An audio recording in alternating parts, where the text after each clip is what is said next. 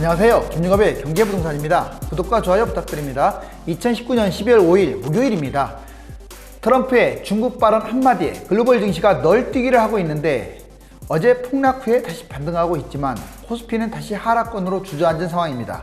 안전자산인 달러와 금, 은 이것들도 줄줄이 하락 중입니다. 서울과 수도권 집값은 상승세가 지속적으로 이어지고 있지만 대통령만 집값이 안전하다고 착각하면서 그 어떤 대책도 내놓고 있지 않는 상황입니다. 하지만 지금부터는 집값이 오를수록 버블이 더 커지기 때문에 폭락의 기대감도 높아진다고 판단하고 부동산 폭탄 돌리기의 마지막 투자가 되지 않았으면 합니다. 한국의 비금융권 기업들의 실적이 크게 악화되면서 무디스가 대부분의 기업을 무더기로 부정적 평가를 내리면서 2020년 아시아에서 가장 많은 신용등급 추락이 예고되고 있으며 끔찍한 디플레이션 늪에 점점 빠져들고 있습니다. 한국 큰일 났습니다. 무디스 S&P 강등 디플레이션 늪에 빠지고 있다. ETF 달러 금은 투자는 한국 기업 신용등급 무더기 강등위기 디플레이션 늪에 빠지나 이걸 원치 않습니다. 저도 우리나라가 정말 속칭 말하는 국뽕처럼 우리나라가 좀 잘 돼서 전 세계 강대국의 반열에 들어가기를 바랍니다. 자, 스탠더드 앤 푸어사에서 보면 2020년 한국 경제 위험하다라고 우리나라에 와서 강연한 적이 있습니다. 아주 핵심적인 내용들이에요. 내년 한국 경제 디플레이션 리스크 우려 아예 노골적으로 말하고 있습니다. 내년 2.1% 전망 이것도 높게 지금 전망하고 있는 상황이에요. 기준금리 0%대입니다. 그 가능성이 높다. 경기 반동 회복세는 더디고 한국 기업 신용도 부정적으로 다 지금 평가하고 있습니다. 한국의 물가 상승률이 아주 낮은 수준으로 유지되고 있다면서 투자도 부진한 만큼 디플레이션 가능성이 커지고 있다. 이미 디플레이션 늪으로 빠지고 있습니다. 경제 전반에 물가 수준을 나타내는 GDP 디플레이터도 가장 큰 폭으로 지금 하락 중인데 3분기 GDP 디플레이터는 지난해 같은 기간 대비 1.6% 하락해서 외환위기 1999년 2분기 마이너스 2.5% 이후에 가장 큰 폭으로 지금 하락하고 있는 중이에요. 상당히 문제입니다. 이 디플레이션 빠지게 되면요 정말로 허우적거리기 정말 일본이 예전에 20년 동안 디플레이션 늪에 빠져가지고 저성장하고 우리나라한테 거의 추격 지금 직전까지 오지 않았습니까? 무디스를 비롯하여 3대 신용평가사 한국 비금융기업 부정적 전망 2020년 비금융기업 무더기 신용강 등급을 갖다가 강등할 것을 강력하게 경고하고 있는 중입니다. 경제위기 그렇다면 우리는 어떤 안전한 준비를 하고 또 투자하는 입장에서는 어떻게 대박 투자의 방법을 노려야 할까요? 지금은 선안전 후 투자입니다. 경제위기 안전준비와 대박투자 첫 번째 경제금융위기 대비 부동산 주식 이걸 무조건 줄여야 돼요. 주식은 쓰레기가 됩니다. 금융위기 터지면 분명히 말씀드렸어요. 그리고 부동산도 반쓰레기가 돼요. 착각을 하더라고요. 우리 원화보다 부동산이 나은 줄 알아요. 천만에요. 이 헐값이 반토막이 된 이 부동산을 뭘로 삽니까? 우리나라 돈으로 사잖아요. 그러니까 우리나라 원화보다도 훨씬 더 안 좋은 게 부동산인 거예요. 자, 두 번째, 원화 저축 원칙. 우리나라 돈 저축을 원칙으로 하세요. 달러가 지금 좋은 게 아니에요. 달러가 너무 올라왔어요.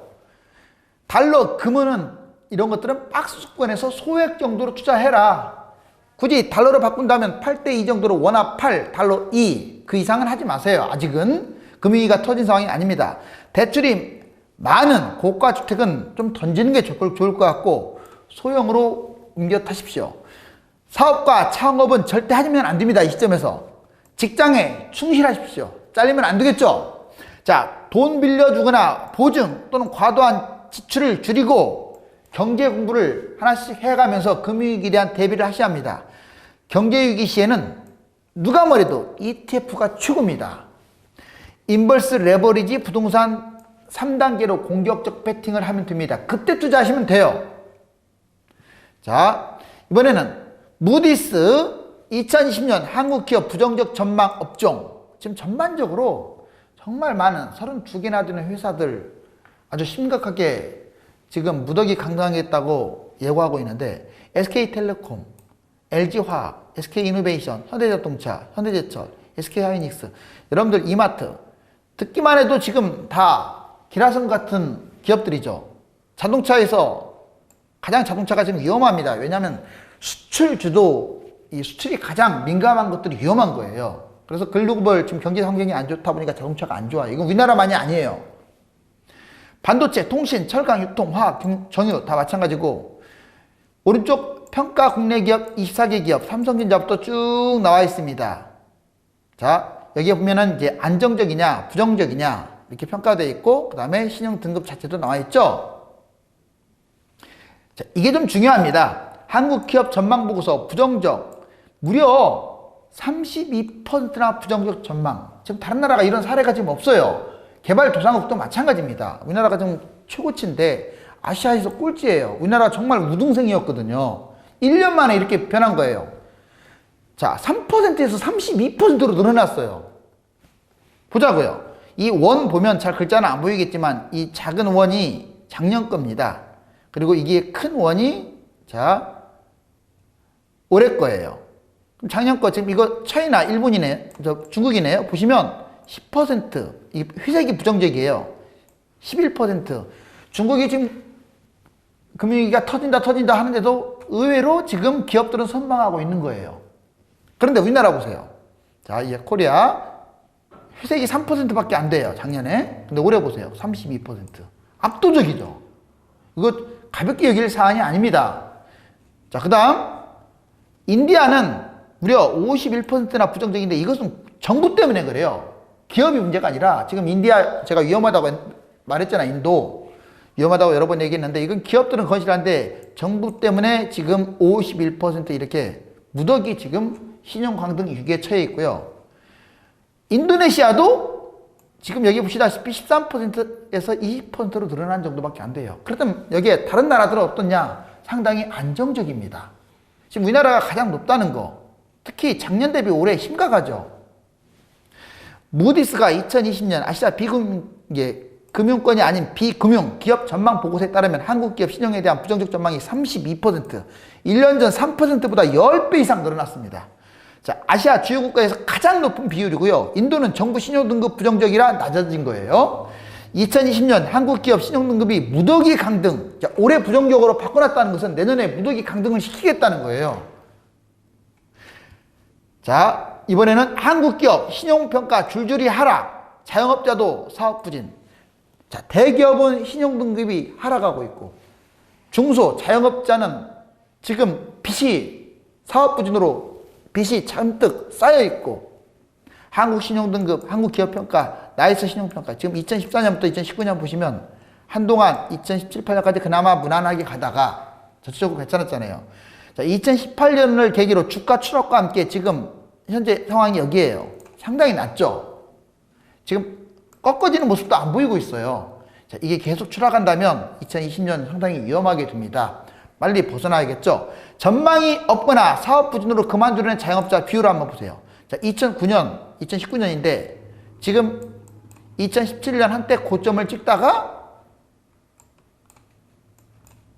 지금 가장 최고점을 찍었죠. 그러니까 약 55% 수준까지 지금 올라와 있는 상태예요. 자, 예전에 이 고점 찍을 때보다 훨씬 높죠. 그래서 전망이 없거나 사업이 부진한 기업들이 기하급수적으로 늘어났고 지금 통계청 자료에서 지금 최고치다. 다음으로 2020년 세계 자동차 산업 부정적. 지금 전반적으로 눈에 띄는 것은 자동차 산업들이에요. 수출이 지금 악화되고 있고 이건 글로벌 위기를 암시하는 겁니다. 그래서 우리가 주가를 잡았을 때 금위기가 터지면 자, 수출에 가장 민감한 자동차주를 잡아요. 인버스로. 이해가 돼요? 자, 하락장에 먹는 거. 여기 보시면 이제 토요타는 만년 지금 AA3 전반적으로 봤을 때 우리나라 지금 여기 보시면 현대하고 기아 그래도 다른 나라 평균치 이상입니다. 자, 일본은 자동차 빼고는 좋은 게 없어요. 보시면 토요타, 뭐 혼다, 닛산 이 세계 자동차는 다 좋지만 나머지는 별로 없고 우리나라도 상당히 양호한 편인데 다른 나라들 심각하네요. 제가 근데 이걸 보여드린 이유는 전반적으로 지금 이 빨갛게 네모칸 친 거 많이 보이죠. 부정적. 이 정도로 글로벌 어떤 수출 환경이 아주 안 좋아졌다. 자동차가. 그것은 바꿔 말하면 자동차가 대표 주자인데 내년에 수출과 수입, 세계 환경이 아주 안 좋아질 것이다라는 그 예고편이기도 합니다. 무디스가 관심 갖는 기업, 즉 문제 있는 기업을 말해요. 우리나라에 딱 한눈에 LG화학이 지금 눈에 보이네요. 지금 부정적 평가고요. 그 위에 이렇게 아주 많습니다. 주요 국가 신용등 그나마 우리나라 아직까지 버틸 것은 이거예요. 물론 이거 영원히 믿을 수는 없습니다. 자, 우리나라가 지금 주요 신용 등급이 상당히 높은 편이에요. 그리고 기타 올해 안정도에서 국가적 안정도는 그나마 다른 나라보다 상대적으로 긍정적으로 봤습니다. 물론 지금 상태가 최상이라서 그런 게 아니에요. 지금까지 쌓아온 또는 우리나라 기술력, 산업 경쟁력 이것들이 지금 긍정적이라서 이렇게 버티고 있는 거예요. 보시면 자, 무디스, S&P, 피치사 이 3사 모두 지금 우리나라 한번 보자고요. 자, 상당히 높은 수준입니다. 영국하고 지금 어깨를 나란히 하고 있고 아시아에서는 가장 높은 수준이에요. 그런데 여기 중국, 일본, 중국을 다 앞서고 있잖아요. 지금 현재까지는. 그나마 뿌듯한데 문제는 이제 기업들이 골마가고 있습니다. 오른쪽에서도 보시면 미국 다음으로 우리나라가 자 2.7에서 2.1로 줄어들긴 했지만 다른 나라 프랑스, 영국, 독일, 일본, 이탈리아보다도 더 건전한 상황입니다. 어떤 실적들이. 하지만 지금 우리나라뿐만 아니라 지금 이게 앞에 것이 2018년이고 뒤에가 2019년이거든요. 다 지금 안 좋고 있죠. 2020년은 더 안 좋다는 얘기거든요. 그게 조금 걸림돌이 됩니다. 자, 그렇다고 하더라도 GDP 지금 디플레이터 이게 추락한다는 것이 가장 문제예요. 왜 이게 문제냐면 여기 GDP 디플레이터가 뭐냐? 소비, 투자, 수출입. 정말 핵심이라고 할 수 있는 요인들이죠. 이것들이 어떤 지표를 종합적으로 나타낸 물가 지수를 디플레이터라고 해요. GDP 디플레이터. 이게 상당히 중요합니다. 그런데 지금 여기 보시면 2017년 1분기부터 지금 2019년 3분기까지 나와 있는데 지금 최하인 마이너스 1.6을 기록하고 있어요. 자, 좋아지고 있다고 하는데 점점 나빠지고 있고 이제 4분기는 어떻게 될지 이거 지금 해외 언론에서도 대대적으로 떠들어대고 있습니다. 자, 실질적 GDP, GNI 성장률. 지금 우리나라가 완전한 늪에 빠진 게 2018년, 19년이에요. 그나마 여기서는 그나마 괜찮았는데, 자, 국민 총생산, 초록색 GNI, 국내 총생산, 그 다음에 파란색 GDP. 보시면 2018년 3, 4분기보다는 조금 좋아졌어요. 최근에 와서 3분기 와가지고.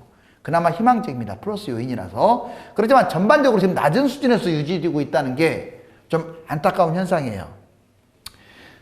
지금 글로벌 경제 환경이 좋냐 나쁘냐는 금하고 달러를 보면 알 수가 있어요. 안전자산. 자, 보시면 자, 8월 달에 아주 크게 치달았었잖아요. 트럼프가 쇼를 하면서.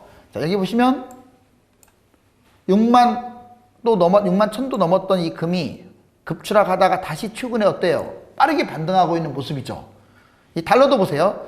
자, 지금 거의 1210까지 언저리까지 갔다가 쭉 추락하고 1150대로 무너졌다가 다시 지금 급상승하고 있는 중이에요. 1190선으로.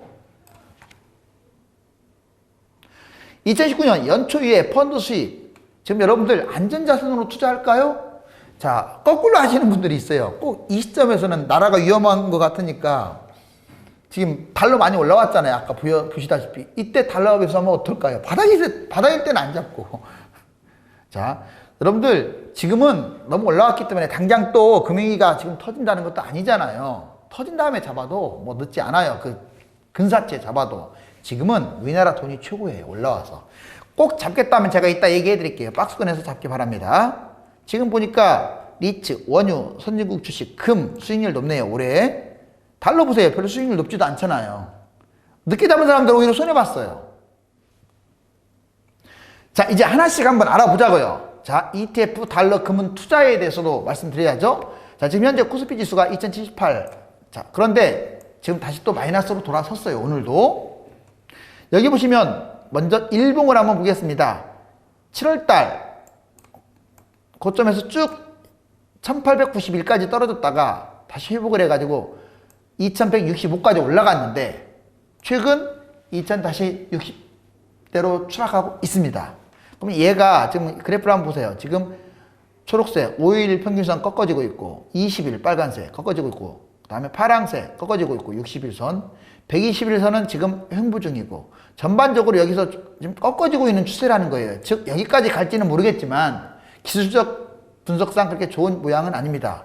그리고 10년짜리 상황에서 본다면 쭉 봤을 때 지금 이 10년 선에 지금 맞닿고 있잖아요. 자, 여기 고점에서는 상당히 내려와 가지고 자, 위로 올라가려고 하는 모습이 보이긴 하겠지만 이 코스피가 우리나라 것만 보고 판단할 수는 없잖아요. 해외 것도 보고 판단해야 하고 가장 큰 악재는 지금 외국인이 20일 연속 엄청난 분량의 주식을 팔아치웠다는 거예요. 또한 거래량도 그렇게 많이 늘어난 상황이 아닙니다. 자, 이번에는 원달러 환율, 즉 제가 아까 코스피 얘기를 해드린 것은 ETF하고 관련됐잖아요. 자, ETF 상승장이든 하락장이든 투자하지 말라는 걸 강조하기 위한 거예요. 이번에는 이제 달러에 투자할 것이냐 말 것이냐. 현재 1189입니다. 여기 보시면 자 1194 이렇게 써있죠. 여기에 얼마 전에 최고 1223까지 올라갔었어요. 근데 여기 잘 보시면 자 여기 바닥 아까 1150대까지 떨어졌었잖아요. 그러면 이 고점과 저점이 한 중간선이네요. 지금 그죠? 이 단기적 고점과 저점에. 그런데 장기적으로 보자고요. 지금 현재 시세 여기 이 정도 선을 쭉 그어보면 이 위에 올라가 있는 것보다 밑에 있는 게 훨씬 많죠. 시세가.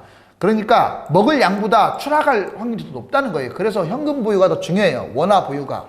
여기 달러 잡아가지고 좀 더 올라갈 수는 있을 것 같은데 뭐 잡아서 금융위기 터지지 않은 한은 추락 가능성이 높거든요. 그렇기 때문에 이 안전자산이라고 할지라도 무조건 투자하는 건 아니다. 자, 금도 비슷한 흐름입니다. 금이 지금 꼭지가 자 여기 6만원대예요. 국내 금 1g당.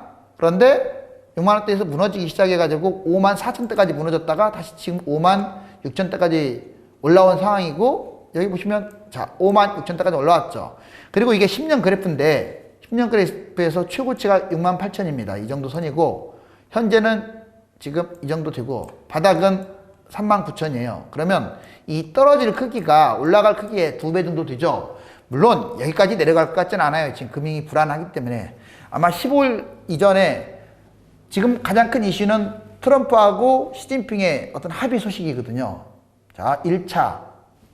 자, 그리고 블랙시트 문제, 그 다음에 중국의 경제, 이런 어떤 것들이 가장 큰 이슈입니다. 그런데 1차 합의가 아마 될 것 같아요. 이미 선반영은 됐지만, 자, 그런 부분도 있기 때문에 지금 안전자산에 투자하는 것은 시기적으로는 좋지 않습니다. 자, 이렇게 결국은 이 박스권에서 크게 많이 못 올라갈 것이다. 이걸 예상하고 있기 때문에 그렇다고 나쁘다는 것은 아니에요. 좀 더 올라오면 오히려 좀 매도하는 걸 권해요. 당장 금융위기가 터지는 게 아니니까. 자, 은 차트 볼까요? 은도 4,380. 여기 보시면 3개월짜리 보면 9월달에 찍고요. 지금 계속 하락해가지고 자, 3,735. 약 600 정도까지 떨어진 상황이죠. 적게 떨어진 양은 아니에요. 고점 대비. 자, 그러면 얘가 지금 바닥이 3,220입니다. 오른쪽 한번 봐보실래요? 자, 3,195. 12,000으로 봤을 때는 거기서 거기에요. 이걸 바라본다면 정말 이렇게 많이 뛸 수도 있겠죠. 이건 한방입니다. 물론 떨어져봤자 거기서 거기고요. 즉, 지금은 이제 은이 금에 비해서 또는 달러에 비해서는 저평가 맞아요. 굳이 은은 던질 필요가 하나도 없습니다. 추천을 한다면 은은 좀 추천하고 싶네요. 다만 은은 거래가 이렇게 많지 않기 때문에 막 1억씩 매수하거나 이러면 안 돼요. 은은 최대치 3, 4천 이내로 해야 돼요. 자, 그리고 공격적이라기보다는 그래도 소액 투자로만 접근을 해라. 자, 결국 정리해봅니다. ETF 평상시 투자 금지. 투자 금지입니다. 아예 주식은 펀드든 ETF든 하지 마세요. 준금융위기 때는 소액 연습으로만 하세요. 금융위기 시에 상승과 하락 8단계 투자 제가 가르쳐 드렸죠. 그거 전에 제가 안내해 드린 방송 참조하시고요. 코스피 1800, 1700. 만약에 국내에서 금융위기가 터지면 1800에서 700까지 무너질 수 있어요. 코스피가. 중국 등 해외에서 터지면 1800에서 1000선까지 떨어진다. 1000선까지. 자, 그 다음에 달러 볼까요? 평상시 투자 역시 금지입니다. 평상시. 자, 준금융위기 시는 박스권. 지금은 어느 시점이냐면 준금융위기예요. 평상시는 아닙니다. 박스권만 투자하라고요. 달러 1300, 1800. 아마 금융위기가 터지면 국내에서는 1800까지 치솟을 거예요. 만약 국외에서 금융위기가 터진다면 1600까지 치솟을 가능성이 큽니다. 그러면 달러 박스권은 뭐냐? 얼마 전에 50대까지 떨어졌지만 1130부터 1230을 박스권으로 봅니다. 그리고 금융위기는 대략 1800까지 치솟을 가능성이 크다. 자, 그러니까 여러분들은 박스권 이 속에서만 예를 들어서 1200 언저리 오면 팔아버리고요. 뭐 1150 정도 가면 사고 뭐 이걸 뭐 왔다 갔다 하라고요. 그것도 많은 금액 말고 적당한 금액을 묻어놓으면 안 좋습니다. 자, 금 볼까요? 평상시 투자 금지 역시 똑같아요. 준금융위기 때 박스권 투자 지금 상황에서 코스피 자 2000, 2200 이게 박스권이에요. 꼭 이 200의 사이에서만 하라는 게 아니라 여기에서 좀 더 좁혀가지고 하는 방법도 있어요. 1800 이게 금융위기라고 볼 수 있고요. 국내 금은 53,000에서 약 6만 정도를 박스권으로 보시고 그 다음에 7만 정도까지가 아마 그 최고치까지 치솟는 것으로 보시면 되겠습니다. 자, 금융위기가 아마 생기면 7만까지는 무작정 올라간다 이런 말이에요. 은 한번 볼까요? 평상시 역시 투자금지. 즉 달러, 금, 은은 평상시에 투자금지. 지금은 준금융위기 때는 박스권에서만 소액으로 투자. 뭐 2억, 3억 이렇게 투자하는 거 아니에요. 자, 고스피 2000에서 2200 박스권이죠. 역시 다 비슷하게 그 투자를 하는 거고 1800이 금융위기. 그럼 코덱스 은선물이라고 있습니다. 이거 삼성증권에 3500에서 4500이 박스권이고요. 위기 시에 7000까지 간다. 자, 금은 7만, 은은 7000까지 이렇게 예상을 합니다. 자, 지금 금융 불안이 계속 지속되고 있는 가운데 우리나라가 지금 무더기 신용 등급 강등에 놓여 있고 디플레이션 늪에 지금 빠져 있어서 허우적대고 있는 상황입니다.